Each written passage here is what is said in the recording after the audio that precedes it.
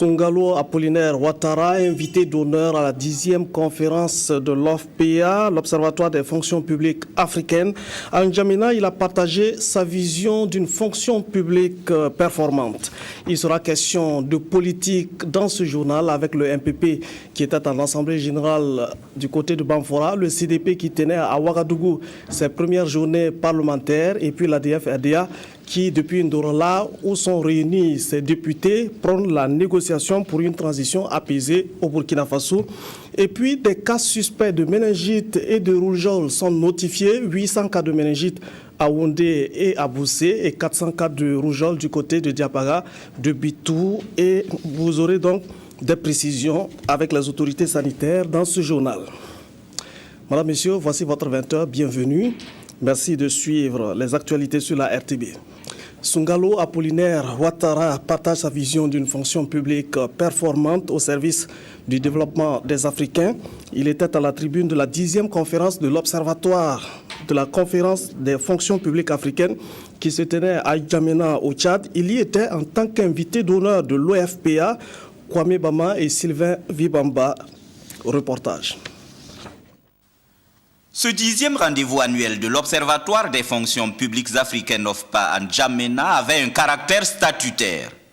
La conférence des ministres étudie les dossiers soumis à son attention. C'est généralement des dossiers techniques liés à l'administration de l'OFPA, comme c'est le cas aujourd'hui avec le plan stratégique quinquennal de l'institution. Invité d'honneur, le président de l'Assemblée nationale du Burkina a pris part aux côtés de son homologue et du Premier ministre tchadien à la cérémonie d'ouverture au cours de laquelle il a prononcé une allocution sur la thématique de la fonction publique dans les pays africains. La détermination de l'Observatoire à conférer un socle administratif solide aux fonctions publiques répond bien aux ambitions des États africains de fortifier ce levier fondamental dont dépend la réussite de toutes les initiatives de développement. La fonction publique a joué un rôle déterminant dans la construction des États africains au lendemain des indépendances. Ce rôle demeure décisif dans la marche de l'Afrique cinquantenaire vers l'intégration, la modernité et la compétitivité qui portent le progrès. À travers cette participation, c'est l'expérience et l'expertise burkinabè qui se sont trouvées ainsi valorisées. Le discours qui a été rendu par le président de l'Assemblée nationale du Burkina Faso a été d'un applaudissement nourri parce que, effectivement, l'expérience burkinabè a été mise en exergue, mais il y a aussi que pour que l'administration public de nos États puisse être d'un apport à notre gouvernance, à nos progrès respectifs, il y a des défis qu'il va falloir relever. Nous avons été très édifiés de savoir que d'abord il a dirigé cette institution, de savoir qu'il y a eu une grande considération, un grand honneur qu'on a fait au Burkina Faso en l'invitant particulièrement à cette 10e conférence, et nous avons également été édifiés par les différentes rencontres. Au cours de cette conférence, le mandat du secrétaire exécutif, notre compatriote Prosper Kambiré, a été renouvelé pour un mandat de 3 ans. Créé en 1991, l'OFPA qui regroupe 26 pays africains a son siège à Cotonou, au Bénin. La coopération parlementaire était également à l'ordre du jour du séjour du président de l'Assemblée nationale au Tchad. Il a eu une séance de travail avec son homologue tchadien. Reportage. Il a essentiellement été question de la coopération interparlementaire lors de la rencontre entre le président de l'Assemblée nationale du Burkina et son homologue tchadien. L'Assemblée nationale du Tchad et l'Assemblée nationale du Burkina Faso ont une coopération renforcée. Et cette coopération, nous la vivons au sein des organisations parlementaires que nous avons en partage. Je voudrais donc saisir l'occasion de ce voyage pour un partage de bonnes pratiques avec l'institution parlementaire tchadienne. À travers cette rencontre, la coopération entre les deux parlements a pris un coup d'accélérateur et c'est tout à l'honneur de la diplomatie parlementaire. Nous avons beaucoup discuté évidemment des relations interparlementaires entre l'Assemblée nationale du Burkina et l'Assemblée nationale du Tchad. Et nous espérons en tout cas leur donner une impulsion encore nouvelle, beaucoup plus forte, pour que les deux assemblées puissent se concerter régulièrement sur des sujets d'intérêt commun et les sujets d'intérêt continental. Le président Sungalo Apollinaire Ouattara et la délégation qui l'a accompagné en N'Djamena ont eu droit à une visite guidée du tout nouveau siège de l'Assemblée nationale de la République du Tchad. À 72 heures de l'ouverture de la première session ordinaire de l'année de l'Assemblée nationale, les députés du groupe parlementaire CDP se retrouvent pour préparer la session. Démocratie, dialogue politique et paix sociale étaient au cœur de la réflexion des députés de la majorité. Ces journées parlementaires permettront également aux députés CDP d'échanger avec les militants du Kadiogo. Ces derniers étaient du reste mobilisés à l'ouverture des journées parlementaires. Le reportage de Anna-Lucie Kéré. L'hymne du CDP, le Congrès pour la démocratie et le progrès entonné à l'occasion de la cérémonie d'ouverture des premières journées de réflexion de l'année du groupe parlementaire du parti majoritaire. Des militantes et militants du Kadiogo et des responsables de la direction nationale, dont le secrétaire exécutif national, se sont mobilisés pour la circonstance. Ces derniers temps, nous apprenons qu'un tel a démissionné, un tel a quitté le parti, un tel a quitté le navire et ainsi de suite. Mais nous voulons simplement, par cette mobilisation, montrer que nos troupes sont encore en place pour les combats à venir. Pour le président Alain Birima Yoda, leur groupe parlementaire considère la présence des membres du gouvernement à leur côté comme un signal fort de la collaboration qui existe entre les ministres en mission au gouvernement et eux en mission à l'Assemblée nationale. Le président du groupe parlementaire CDP a ensuite témoigné sa gratitude aux représentants des groupes parlementaires CFR, la Convention des forces républicaines et l'UPC, l'Union pour le progrès et le changement. Puis, il a félicité et encouragé les 100 conseillers municipaux CDP élus sur les 250 sièges à pourvoir lors des élections partielles municipales du 23 février dernier, avant de s'appesantir sur le thème des journées parlementaires intitulées « Démocratie, dialogue politique et paix sociale ». Les débats sont importants sur le plan national concernant les réformes politiques, concernant la préservation de la paix sociale et concernant le dialogue. Donc nous avons pensé qu'il était bon que ce thème soit choisi pour nous donner l'avantage de discuter de toutes ces questions ensemble entre les députés et nous permettre de tirer les recommandations et résolutions qui pourraient nous servir pour notre action future. Le thème principal de ces 48 heures d'échange permettra aux élus nationaux d'échanger notamment autour du dialogue politique et la consolidation des acquis démocratiques et les exercices de la souveraineté du peuple dans un État démocratique. De Ndorola, dans le Kénédougou, les députés ADF-RDA appellent à la négociation entre acteurs politiques. Le parti est prêt à cela. Ce groupe a consacré ses journées parlementaires à la réflexion sur la contribution du parti de l'éléphant à une transition apaisée au Burkina Faso. Les députés recommandent que les compromis politiques soient traduits en droit pour éviter au pays des crises à répétition. Reportage Sourinoma Ibrahim Yigma. Une arrivée digne de l'éléphant Andorola dans le Kénédougou. Pour ses premières journées parlementaires 2014, l'Alliance pour la démocratie et la fédération, Rassemblement démocratique africain, ADF-RDA, a investi cette province où le parti compte un député à l'Assemblée nationale. Mais l'heure n'est pas à la réjouissance car le Burkina Faso est en face d'une équation politique et constitutionnelle historique qui menace la paix. Les députés du parti de l'éléphant ont donc choisi de réfléchir sur le thème « Transition politique au Burkina Faso et paix sociale, la contribution de l'ADF-RDA ». Pour ce faire, le parti s'est attaché les services d'un spécialiste du droit constitutionnel. Il y a opposition totale des prétentions entre divers acteurs politiques. Donc, avec cette situation, on est en crise. Face à cette situation, le parti de l'éléphant reste fidèle à sa logique selon son président. Pour qu'il y ait une transition civile et apaisée, il est grand temps que les acteurs politiques se parlent. nous pouvons arriver à rapprocher les positions, à nous entendre, à nous asseoir et à nous écouter pour trouver une solution négociée qui pourrait non seulement assurer une transition paisible, mais également, au-delà de la transition paisible, créer les conditions pour une paix durable et un développement économique, social et politique de notre pays, le Burkina Faso. Du reste, cette formation politique soutient les médiateurs autosaisis dans leur démarche de permettre aux hommes politiques d'arriver à un accord. Et nous participerons à toutes les rencontres où nous serons conviés avec nos idées et nos positions qui sont on ne peut plus claires.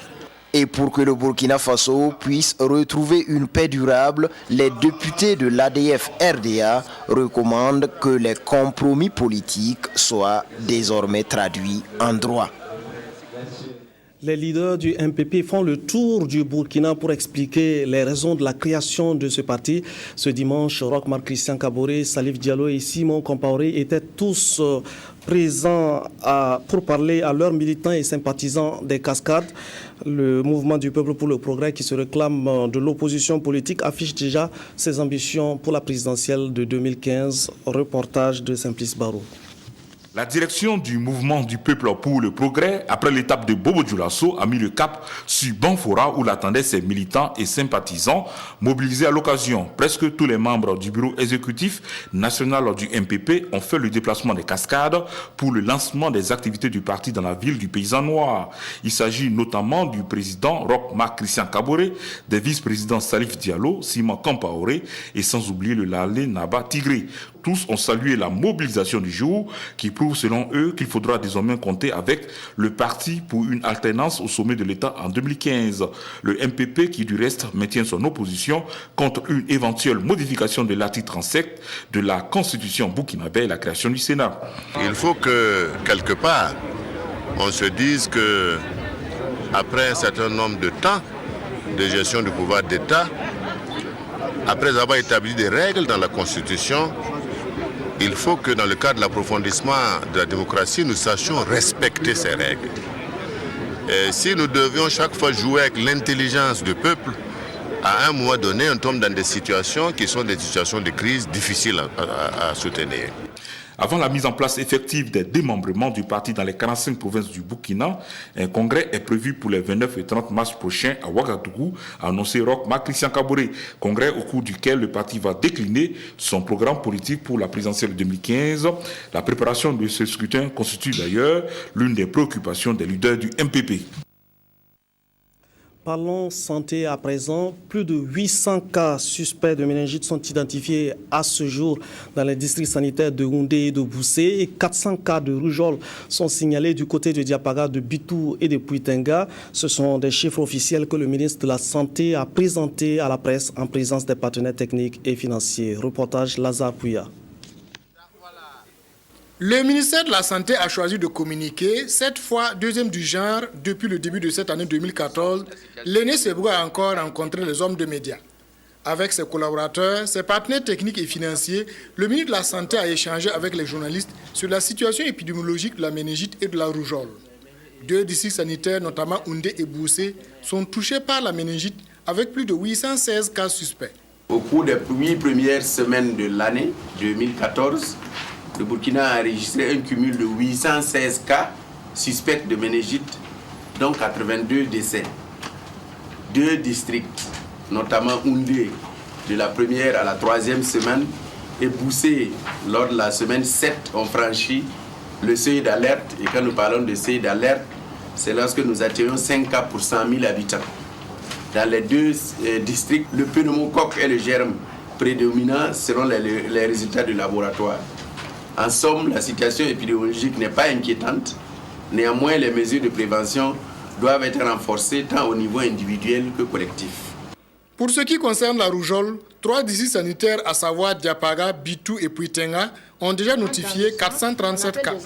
La situation épidémiologique de la rougeole de la semaine 1 à la semaine 8 de l'année 2014, pour être plus précis, du 1er janvier au 23 février 2014, est marquée par la détection de 3 foyers suspects de rougeole, dont un foyer dans le district sanitaire de Diapaga avec 437 cas, dont 2 décès, un foyer dans le district sanitaire de Bitou avec 48 cas et heureusement 0 décès. Et le troisième foyer localisé dans le district sanitaire de Pouitenga avec 22 cas et également 0 décès. Les investigations se poursuivent en vue d'établir les caractéristiques essentielles des différents foyers épidémiques et apporter une riposte conséquente. Au cours de cette rencontre, les éminents professeurs spécialistes de la santé et les partenaires techniques et financiers ont apporté des réponses adéquates aux journalistes. En termes clairs, le Burkina n'est pas en situation de méningite ou de rougeole. Pour faire face à une éventuelle épidémie de méningite en 2014, le gouvernement a déjà adopté en 2013 un plan de préparation et de riposte estimé à plus de 2,4 milliards de francs CFA et dont l'objectif est de renforcer, entre autres, la surveillance épidémiologique. L'échéance de 2015 avance à grands pas pour le grand saut dans l'ère de la télévision numérique de terre. Pour réussir cette révolution technologique, les télévisions africaines doivent coopérer, conjuguer leurs efforts et développer donc la TNT. L'Office de radio-télévision du Niger, l'ORTN et la RTB envisagent cette perspective. Le directeur général de l'ORTN en parle au micro de Nicolas Zigani. Je me réjouis en tout cas de la totale convergence des points de vue que nous avons sur les différents points que nous avons évoqués, à savoir les droits sportifs. Comme vous le savez, c'est des coûts assez exorbitants et dans des conditions très difficiles qui nous sont, on va dire, imposées par les détenteurs de droits. Donc c'est vrai, nous sommes des médias publics qui devons faire la promotion de notre sport, de nos équipes nationales. En même temps, nous sommes membres de la CAF. Donc, nous pensons qu'il doit y avoir réflexion autour de la question afin que la mission de chacun puisse être facilitée. Et la deuxième question, le deuxième aspect, c'est celui de la TNT. À ce stade de la migration vers la télévision numérique terrestre, nous avons suivi avec beaucoup d'intérêt le processus qui est entamé, qui est entre les ministères de la communication, le processus conduit par le ministère de la communication du Burkina avec la collaboration de la RTB sur l'évolution de ce processus. Et nous pensons pouvoir nous inspirer de cette expérience qui, il faut le dire, dans ces grandes lignes, nous sommes totalement en convergence sur les grands principes. Mais le Burkina a une certaine longueur d'avance sur nos préparatifs et nous sommes venus donc nous inspirer et voir comment cette avancée a pu être effectuée au niveau du Burkina. La France, à travers l'AFD, signe un chèque de 425 millions de francs CFA à la commune de Ouagadougou. C'est une subvention pour la réalisation d'un projet d'appui à la mobilité de Ouagadougou-Pamo. Reportage signé de Drissa Serré. Face aux problèmes de mobilité et de croissance démographique que connaît la ville de Ouagadougou, la France vole au secours du conseil municipal. À travers l'AFD, elle accorde une subvention de 650 000 €, soit environ 425 millions de francs CFA pour la mise en œuvre du projet d'appui à la mobilité de Ouagadougou. L'objectif est de contribuer à améliorer les conditions de vie des populations par la fluidification de la circulation, le bitumage de voies, la réhabilitation de gares routières et l'amélioration du système de gestion du budget communal. Les besoins sont nombreux, multiples, multiformes, mais nous pensons que cette subvention nous permettra en tout cas d'améliorer et bien entendu nous continuons en tout cas des prospections pour envisager en tout cas d'autres actions à la fin de l'exécution de ce projet. Grâce à ce don, la France apporte son soutien à la mise en œuvre d'une action participative et d'un projet de développement durable. Et la signature d'aujourd'hui vient conclure des travaux extrêmement fructueux menés entre les différentes parties prenantes, avec en première ligne les gens de l'Agence française de développement et son directeur Pascal Collange, et au même niveau les services de la mairie de Ouagadougou, avec à la tête de ceux-ci le premier élu de la ville, Marie Casimir Goudou. Pour l'ambassadeur Gilles Thibault, cette signature de convention est la marque de l'excellence des relations que la commune de Ouagadougou entretient avec les partenaires au développement. Il espère que cette aventure se poursuivra afin de laisser une empreinte durable, empreinte sans laquelle il sera difficile d'atteindre les objectifs de développement durable, de modernité et de croissance économique escomptés. Le conseil municipal disposé à accompagner le mouvement associatif dans ses œuvres en faveur des populations de la capitale. Le maire Marin Casimir Ilboudou les a rencontrés pour écouter leurs préoccupations. Ils étaient 2000 du mouvement associatif à répondre à l'invite du maire de Ouagadougou, Claudine Bikaba. Casimir Ilboudou rencontre plus de 2000 mouvements associatifs de la ville de Ouagadougou. Venus de divers horizons de la capitale burkinabé, ces mouvements associatifs sont en face du maire et son conseil municipal pour les présenter leurs préoccupations de l'heure afin de trouver ensemble des solutions pour les permettre de mieux fonctionner. C'est avec grand plaisir que nous avons accueilli en tout cas la forte participation des associations, ce qui nous permet d'avoir une prise de contact avec les responsables des associations, échanger sur nos préoccupations communes, parce que comme nous l'avons dit, tous les acteurs sont conviés en tout cas à participer à la vie et à la construction de la cité. Nous sommes ravis de pouvoir rencontrer l'exécutif municipal de la commune de Ouagadougou cet après-midi pour échanger par rapport aux préoccupations liées au fonctionnement du mouvement et des associations de la commune. Nos préoccupations sont d'ordre général, préoccupations relatives à l'organisation, au fonctionnement, au financement, à l'accompagnement, au suivi et évaluation. Après avoir soumis ces préoccupations à l'exécutif municipal, en guise de réponse, nous avons compris qu'après une première rencontre, il y a espoir que le mouvement associatif pourra continuer à cheminer avec le conseil municipal de la ville de Ouagadougou. Ces associations interviennent dans des domaines comme l'éducation, la santé, le secteur informel et bien d'autres.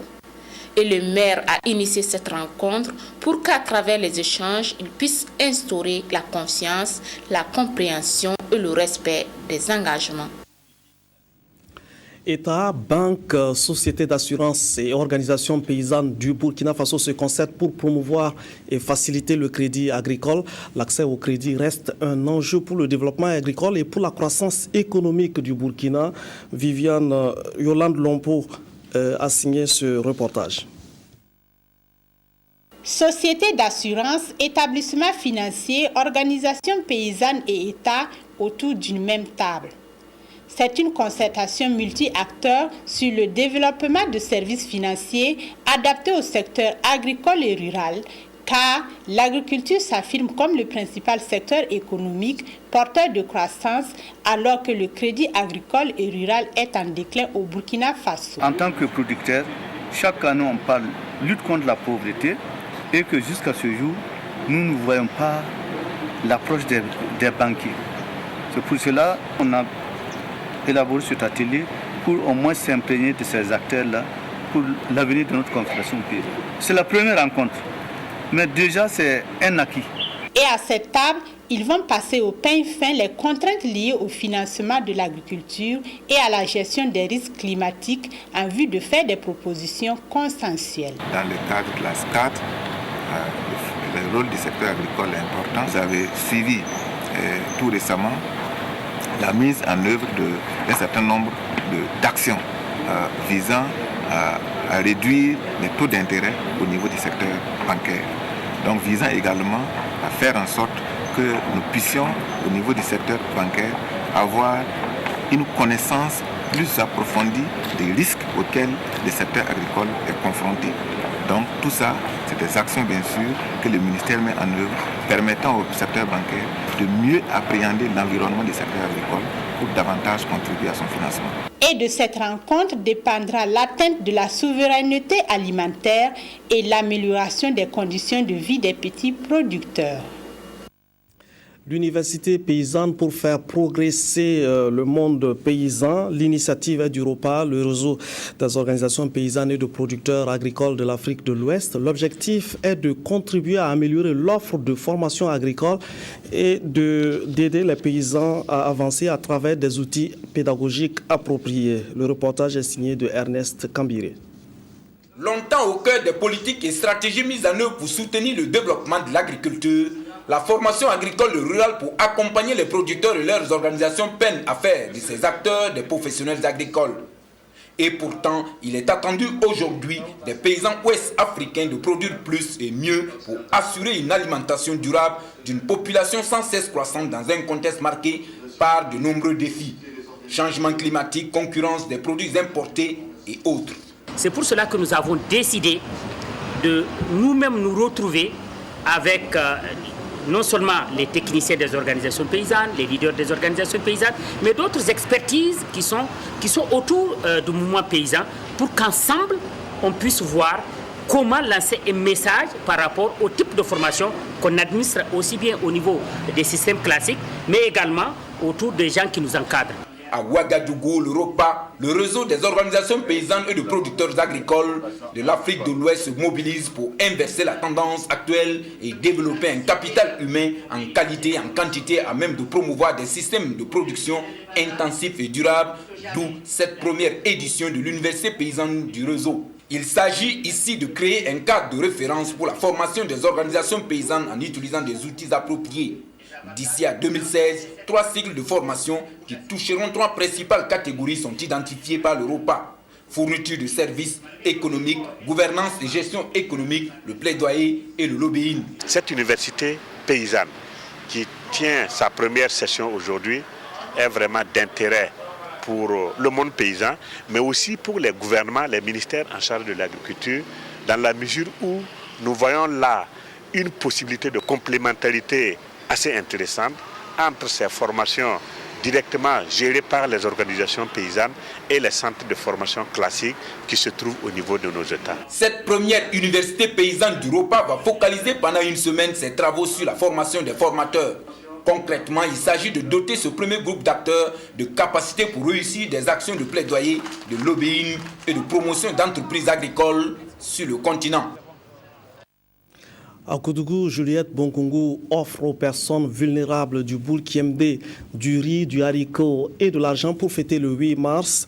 Un acte de générosité pour témoigner de sa solidarité avec ses frères et sœurs du Boulkiemde. Jonas Wemba. Des vivres composés de 5 tonnes de riz, de 2 tonnes de haricots, plus la somme de 1 750 000 francs CFA, c'est le cadeau de Juliette Bonkungu en ce 1er mars aux femmes de Boulkiemde, enfants malnutris et pensionnaires du centre pénitentiaire de Koudougou. Ce geste, selon la donatrice, est un signe de solidarité à l'égard de ses frères et sœurs à l'occasion de la Journée internationale de la femme. J'ai vu qu'elles ont une semaine de commémoration avec des activités importantes comme des rues marchandes, la visite des personnes âgées, la visite des jeunes filles en formation professionnelle. Je pense qu'elles ont beaucoup d'initiatives et vraiment c'est un plaisir pour moi de les encourager. Ce qu'elle a fait, en tout cas, ça nous va droit au cœur et on est comblés. Nous prions Dieu pour que Dieu lui donne la santé, la joie et puis surtout la paix. Le présent don est rendu possible grâce au concours des amis. Noble et interpelle chacun de nous, fils et filles du Boulkiemde. Juliette vient de faire parler son cœur au nom de toutes ces populations bénéficiaires et je lui dis grand merci. Cette remise de vivres marque en même temps le lancement des activités commémoratives du 8 mars dans la région et dont Juliette Bonkungu assure elle-même le parrainage. L'église cardinaliste de son éminence Philippe Cardinal Ouédraogo est située dans la ville de Rome. Elle s'appelle Sainte Marie Consolatrice avant de reprendre la route pour Ouagadougou. Ici est rendu, il a ainsi pu découvrir cette église que 3 cardinaux dont Joseph Ratzinger ont dirigé avant lui. C'était en présence de nos envoyés spéciaux Viviane Tiendebego et Mathias Drabo. Voici l'église Santa Maria Consolatrice chez Altiburtino. C'est à elle qu'est rattaché le titre cardinaliste du cardinal prêtre Philippe Nakelen Touba Ouédraogo. Cette paroisse couvre une population d'environ 800 000 habitants. Elle est située au nord-est de la ville de Rome. Ce 26 février, c'était une première pour son éminence Philippe Cardinal Ouédraogo à l'église Sainte Marie Consolatrice. C'est une paroisse ouverte au monde. Si, c'est avec 2 autres prêtres collaborateurs qui sont aussi étudiants, un Colombien et un Indien. En plus de la charge de la paroisse, il y a le curé qui travaille aussi avec l'Opera Romana Pellegrinaggi pour les pèlerinages. On a aussi la Caritas qui s'occupe pas seulement de distribuer les vivres, mais d'aider aussi dans la mesure du possible ceux qui ont besoin de travail. En tout, il y a 218 cardinaux dans le monde. Sur ces 218, 122 n'ont pas atteint l'âge de 80 ans. Ce sont eux qui élisent le pape qui est en même temps l'évêque de Rome. Dans la tradition, c'était des prêtres et des curés des différentes paroisses de Rome qui, avec certains du peuple romain, élisaient le pape. Et avec le développement de l'Église et l'universalisation de l'Église, le cardinalat a gardé son caractère, j'allais dire, de proximité avec l'Église de Rome. Et avoir un cardinal, cela éclaire d'un jour nouveau l'Église du Burkina et par-delà l'Église, j'allais dire tout le pays. C'est le pape Paul VI qui a institué le titre cardinaliste de Santa Maria Consolatrice al Tiburtino en avril 1969. Son éminence Philippe Cardinal Ouédraogo en est le 4e titulaire. Parmi ses prédécesseurs figure le pape émérite Benoît XVI qui est passé de 1977 à 1993. Après ce premier contact, le cardinal Philippe Ouédraogo reviendra à Rome pour la prise de possession canonique de sa paroisse. Rituel de montée des couleurs à présent sur fond d'exécution du ditanier l'hymne national. La résolution prise en Conseil des ministres a été suivie ce matin au ministère de la Promotion de la Femme ainsi qu'au médiateur du Faso et au ministère des Ressources animales. La synthèse avec Yolande Lompo. 4 institutions ont sacrifié à la traditionnelle montée des couleurs. Il s'agit du ministère des Ressources animales, du ministère de la Recherche scientifique et de l'Innovation, celui de la Promotion de la Femme et du Genre et du médiateur du Faso. C'est un acte patriotique et tout citoyen a le devoir de respecter le drapeau durant les cadres de ces institutions et leurs premiers responsables. Le drapeau, c'est notre bannière nationale. C'est les couleurs nationales, c'est ce qui représente notre pays, c'est les symboles de notre pays. Quel que soit ce qui se passe, nous devons nous battre pour notre patrie et jusqu'à la mort. C'est une autre façon d'amener les agents à respecter les horaires. Comme vous le savez, dans la loi 013, il est dit que les heures de service, c'est de 7h à 12h30 et de 15h à 17h30. Donc venir à 7h, je pense que ça renforce même, en tout cas, ce respect là des horaires au niveau de la fonction publique. Je pense que ça peut, à mon sens, amener des changements de comportement, n'est-ce pas, qu'on réalise à tout instant que nous appartenons à une communauté et que les biens de cette communauté-là, nous devons les préserver. L'École nationale d'élevage et de la santé animale a servi de cadre au ministre des Ressources animales et à sa délégation pour cette activité. Une façon pour eux d'inculquer les valeurs du civisme à ces futurs cadres de l'État. Nous pensons que c'est très important, surtout pour une école professionnelle où nous mettrons des agents sur le terrain qui ont une mission de service public. C'est très important que dès maintenant, cette culture-là soit vraiment ancrée au niveau des esprits. Et afin de cultiver le civisme au sein de la frange jeune, chaque fois qu'il y a une activité qui concerne la citoyenneté au niveau du médiateur du Faso, les scouts ont toujours répondu présents. Le président du Faso effectue une visite d'amitié et de travail à Abidjan, en Côte d'Ivoire. Le président du Faso, Blaise Compaoré, effectue une visite d'amitié le 4 mars 2014 dans la capitale économique ivoirienne.